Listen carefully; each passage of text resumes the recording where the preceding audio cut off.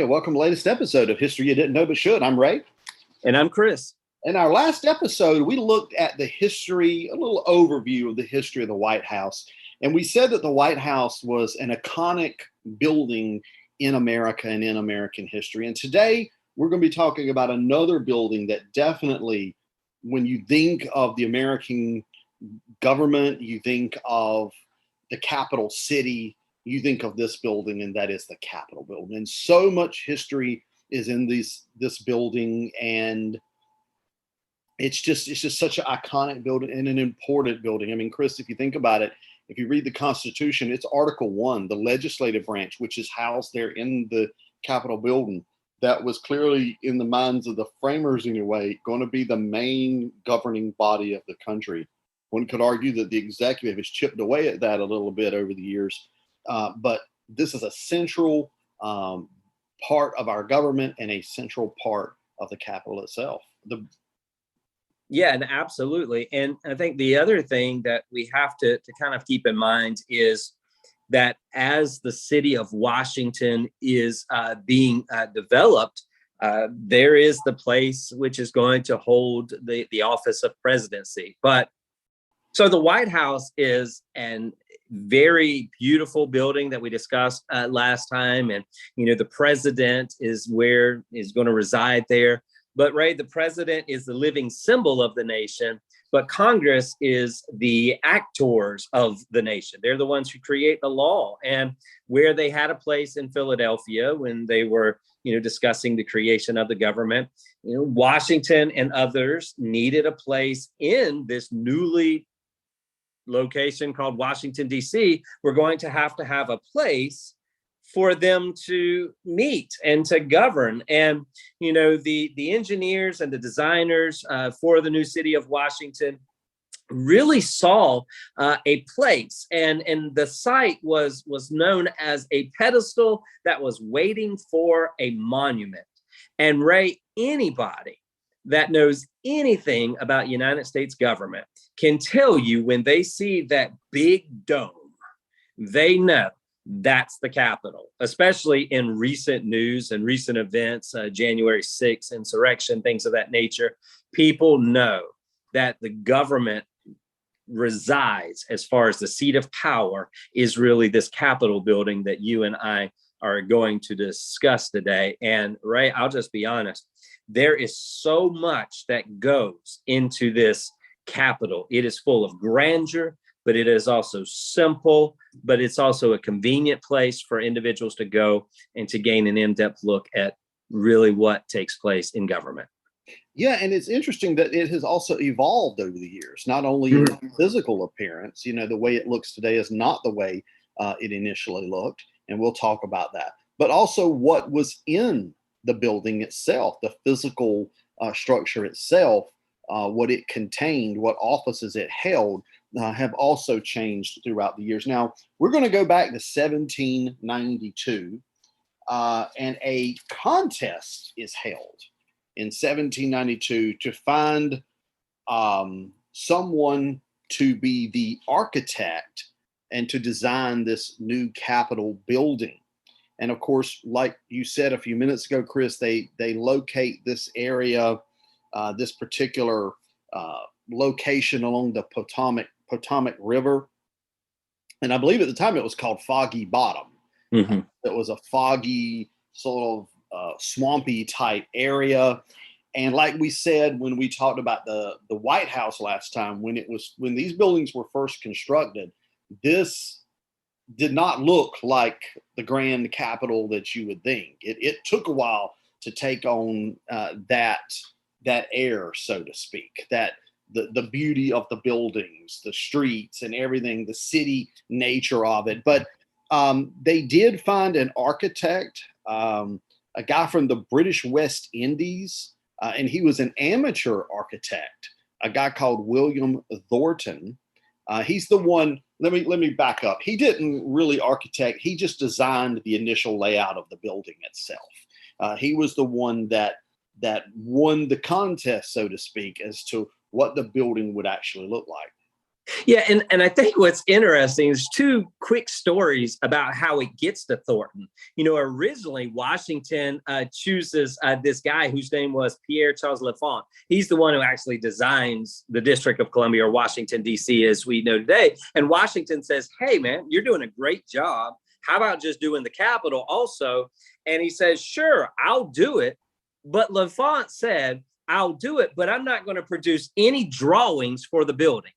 So I'm going to create this building, what we know today as the Capitol, but I'm not going to do any architectural drawings. Ray, you would never build a house without architectural drawings. And L'Enfant says, I don't need them. Everything's in my head. Well, I don't know about our listeners, but I got a lot of stuff in my head. And sometimes my computer is overloaded. I don't have enough memory. And so Washington basically says, well, if you're not going to put anything on paper, we're going to get rid of you. And so they basically dismiss him. And then, Ray, as you said, they had this contest. And the contest starts by Thomas Jefferson, who was the Secretary of State that time. And he said, here's what we're going to do. I'll give anybody $500 who will give us the best plan for the U.S. Capitol building. And I think he authorized this contest to begin in March. And he said, I'm giving you till mid-July. They got 17 proposals. And they looked at all 17 and they said, not good, don't like it, doesn't work for us. They reject all 17. And that's where your guy, William Thornton, comes in, who, as you said, was an amateur architect. He was really a physician. And he is given the opportunity to present because he wrote them and said, after the bids had closed, after the competition was ended, he kind of wrote them and said, hey, here's a plan. And they're like, oh my gosh, this is great. So Ray, I guess the moral of that story is never give up. And even if it's closed, still send something, because you never know. You just might get the winning bid, as this guy did. And Thornton, not only does he get the bid, but Washington falls in love with it. And ultimately, so will the rest of the world that gets to see it. Yeah, and Washington, of course, is there at the big grand ceremony in 1793 when they lay the cornerstone of the Capitol building on September 18, 1793. It's this very large celebration they have. It goes on till sundown. They understand this is going to be, like you said, the legislative branch. This is where government is going to happen. And they begin building the structure. And if you look at original drawings of the building, Chris, if our readers were to go online and look at, for example, 1793, somewhere along in there, and look at these original designs that William Thornton had put forward, it doesn't have the big dome on it. It looks very different. It's in many ways a smaller building than what it is today. But over time, that, of course, is going to have to change, because over time, the country's going to grow, more states are going to be added. And of course, that means at least 2 new senators per state. And then population is going to determine how many people each of these new states gets in the House of Representatives. So there's going to be more room that's going to be needed over time. So over time, as we're going to see, they start moving some of this other stuff out of the Capitol and start moving them into their own locations there around Washington, D.C. And actually, as construction goes on, they go through a number of actual architects in the building of the Capitol itself. They go through a number of them before it's sort of semi-complete, I guess you could say, in the early 1800s, let's say 1810, 1811, somewhere along there. And then, of course, disaster happens, the War of 1812.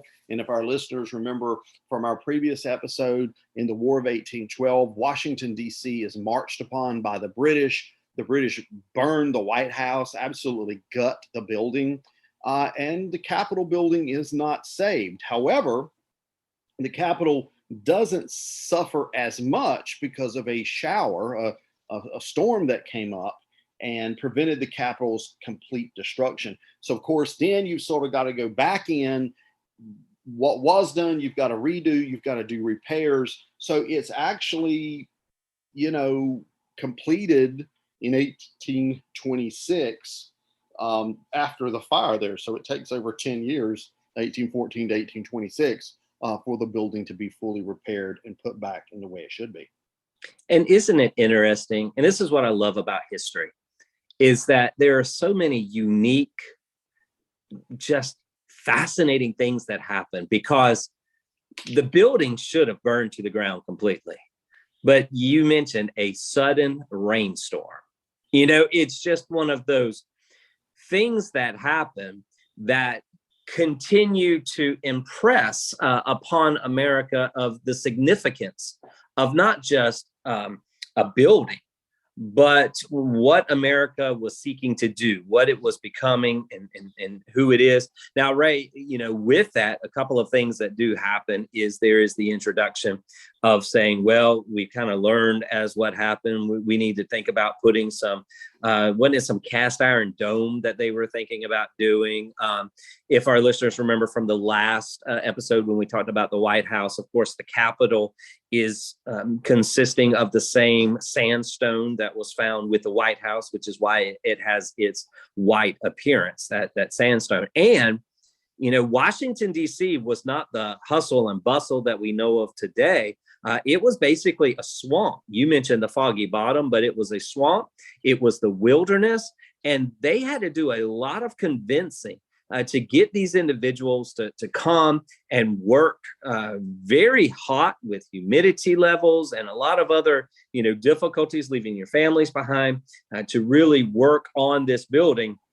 And over the past 2 centuries, as the Capitol has been coming together and things of that in nature, the estimated historical cost of the Capitol, including renovations recently done, but at the very beginning as well, about $133 million to complete that building. And it's impressive. And you just think through $133 million to complete the seat of power in Washington, D.C. Those are historical dollars. If you put them in today's dollars, it would be even more than that. Yeah, much, much more than that, I would imagine. And even when we say, okay, it was done by, 1826 type thing, by 1850, like I said a few minutes ago, they've got to remodel it. And it goes through a period of remodeling where they begin to add the big, large dome that is so iconic today.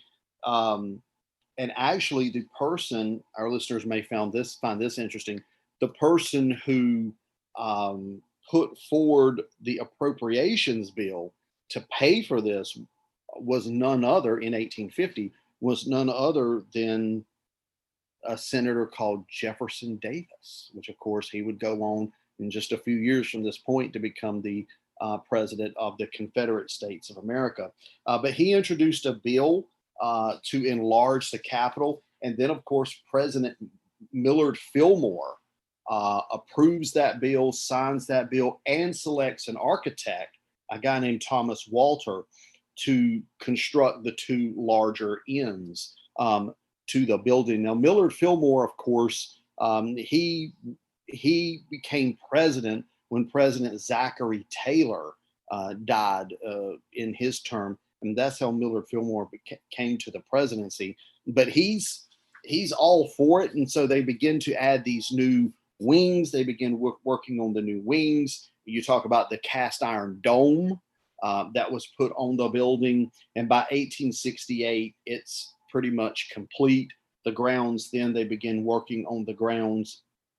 And of course, like we said, they begin moving stuff in there. Well, the Supreme Court, of course, initially found its home in the basement of the Capitol. And that tells you a little bit about the way they thought about the Supreme Court. Well, we'll just put it in the basement over there.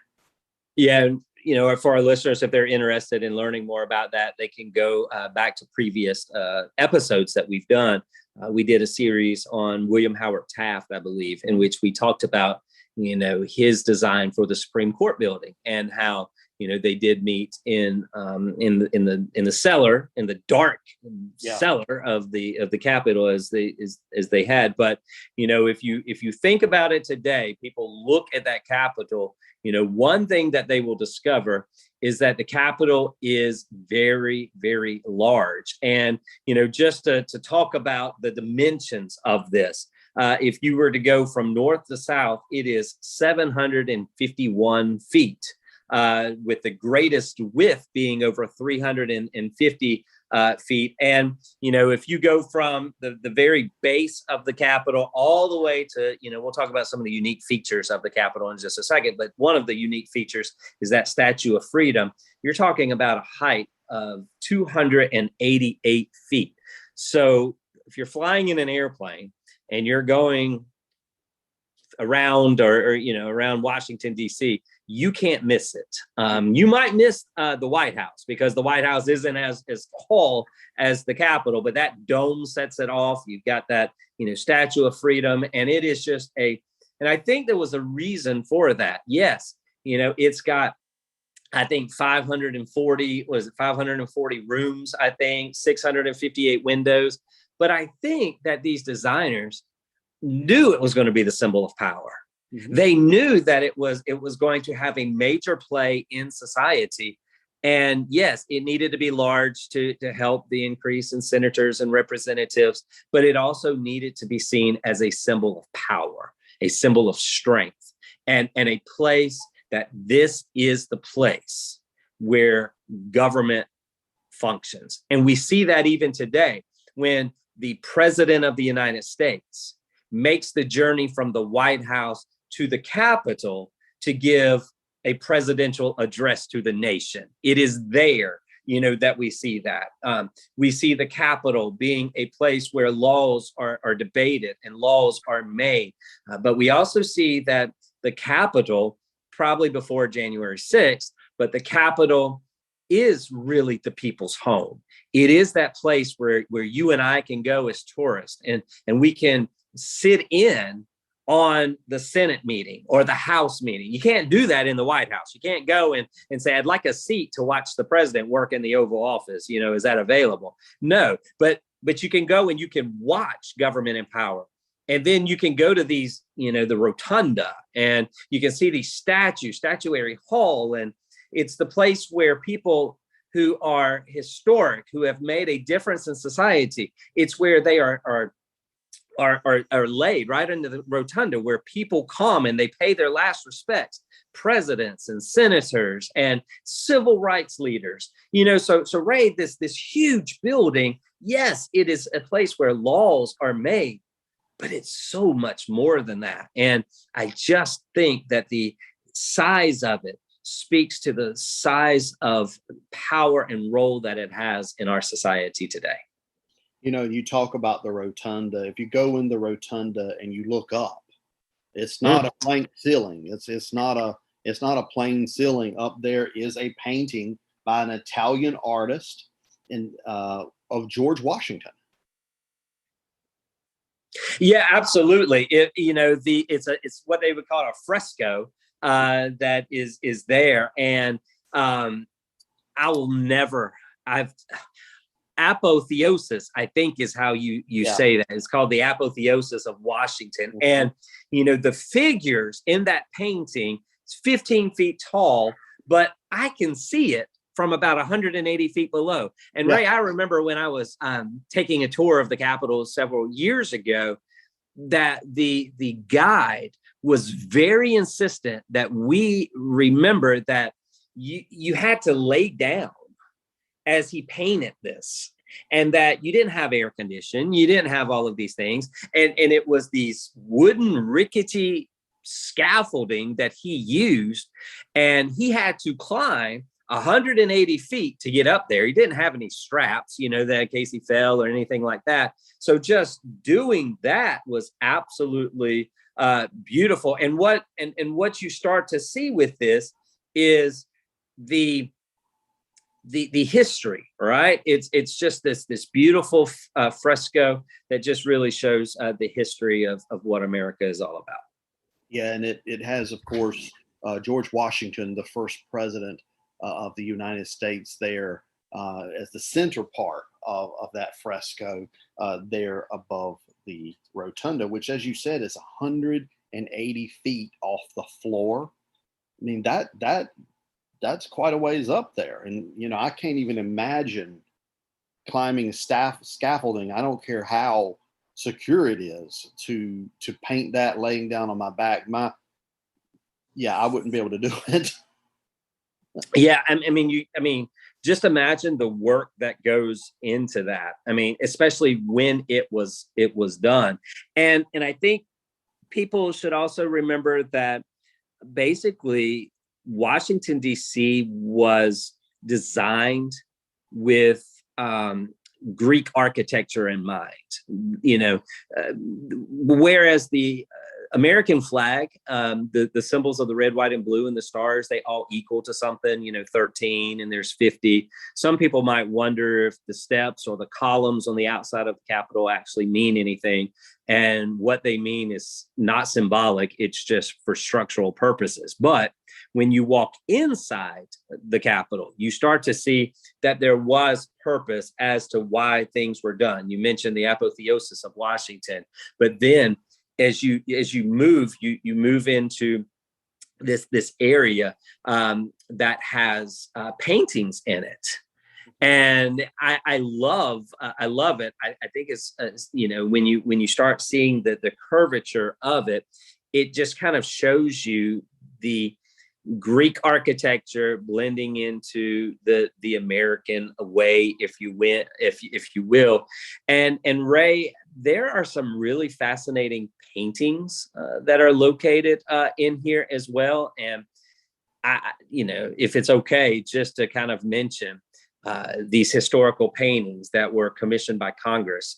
You've got the signing of the Declaration of Independence. You've got the surrender of General Burgoyne. You might talk about that because it's got something to do with your buddy. The surrender of Lord Cornwallis, and then also General Washington, resigning his commission. And then you get the landing of Columbus, the discovery of the Mississippi. You've got baptism of Pocahontas, and then the embarkation of the Pilgrims. And each one of those paintings, Ray, is not like a small little painting you would hang in your room, but they are massive. And once again, touring, you get up close and you can see the imagery. I am always moved by the baptism of Pocahontas. There's just, it's a powerful imagery of that scene. And you have that. And as you have that, you then have the opportunity to move to another area, Ray. So it's just like this beautiful museum within a law-making building. But there's this place that's called Statuary Hall. And there's some pretty cool things that are in Statuary Hall also.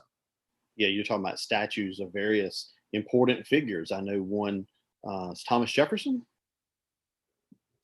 The rotunda, though, isn't he? Yeah, I think he's in the rotunda. There's 100. I think there's 100 statues that are in Statuary Hall. And what's interesting about that is that it is specifically stated that each state has the opportunity to put two. You get your choice. You get to put two people from your state that have made an impact, that have made a difference, and you get to put them in Statuary Hall, maybe for their civic duty, for their military duty, but somebody that is worthy of this commemoration.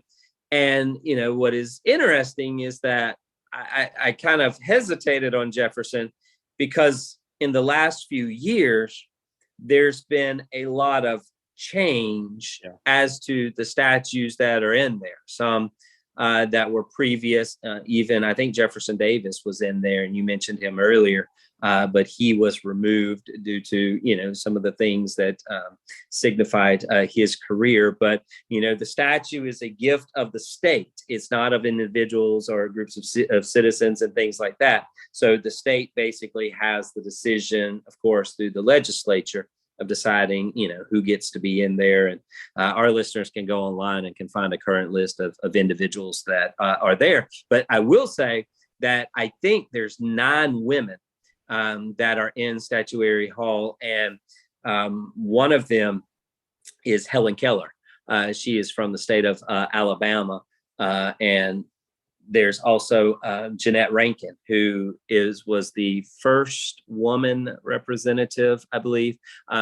People might remember Jeanette Rankin because she was able to vote, I think, for, was it World War II, the Korean War, and the Vietnam War, I think, and she voted no for that all 3 times. Anyway, she also made an effort to run for president. But anyway, there's like 9 women that are there, many other different leaders, and you can find that online.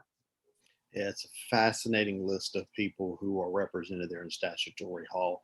One of the interesting things, and the presidency is sort of my area. One of the interesting things about the Capitol is the presidents who served there, of course, before or after being president. And I want to highlight 2 real quick. Both of these, one of them served in the Capitol before becoming president, but both of them served afterwards.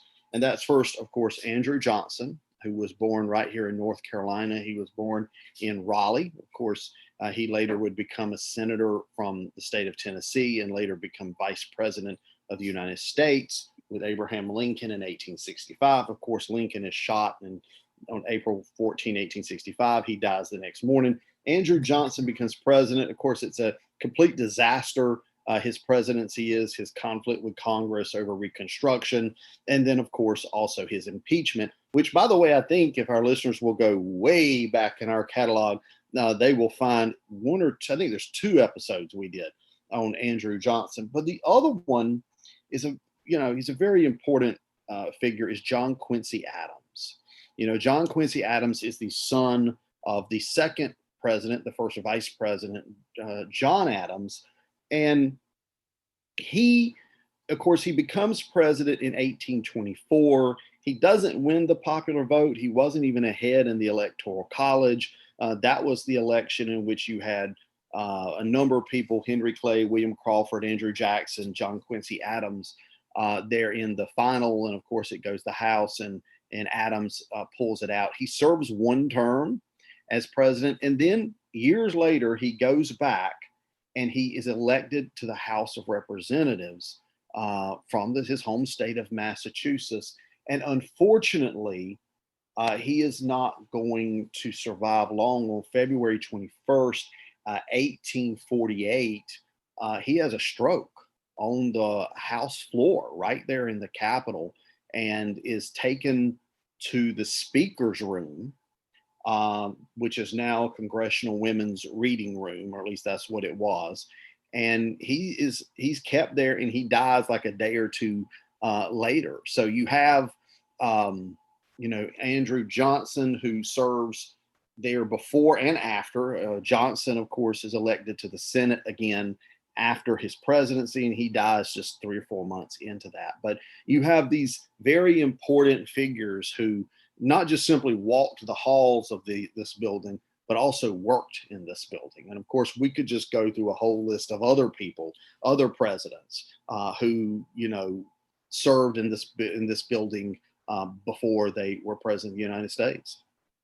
Absolutely. And I've got 2 quick things I'll share before I'll let you kind of close it out and tell your story that I know you want to share. But one of them is, if listeners go to the Capitol and they go into Statuary Hall, there is, because of the architectural shape, there is an acoustical effect in Statuary Hall where if you and I are standing side by side, I can't really hear what you're saying.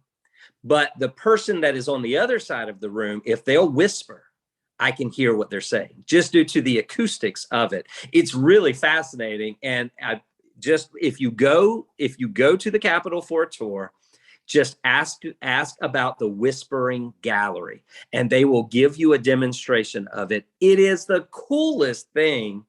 It's not the most cool thing, But it's the second most coolest thing that I've experienced in the Capitol. I would have to say that the coolest thing I've ever experienced in the Capitol is there is a step in the Capitol that has dried blood. Yes. And people will say, oh, what's so cool about that? And what's so cool about that is you got to go all the way back to 1887. And I think it brings relevance into today's society because there was conflict between a member of Congress, and I know it's hard to believe, Ray, but the conflict was with this member of Congress and a newspaper correspondent. Hard to believe, but Charles Kincaid was a newspaper correspondent, and Congressman William Talby of Kentucky could not stand Charles Kincaid. And the reason he couldn't stand him is because Charles Kincaid wrote a story in the newspaper that said that Congressman Talby was having an extramarital affair, and he blasted it in the newspaper. And so for the next few years, they were just trading verbal insults. And it got to the point they were in the Capitol one day, and you've got these house, they were, I guess, doorkeepers. They weren't security guards back during the day, but they had to separate the two guys. And Congressman Talby basically said, you better tell that, quote, little pint of cider fellow to arm himself because I'm coming after him. Well, the congressman, he said it, and the newspaper man, he met up with Congressman Talby. He pulled a gun and he shot the representative, who will now be former representative. He shot him on the east staircase of the House wing of the Capitol. And the newspapers just loved it. And they said, you know, for the first time in the memory of man, a gunshot was heard in the national Capitol, and blood is on the marble steps of the staircase. And Talby will die from that gunshot wound.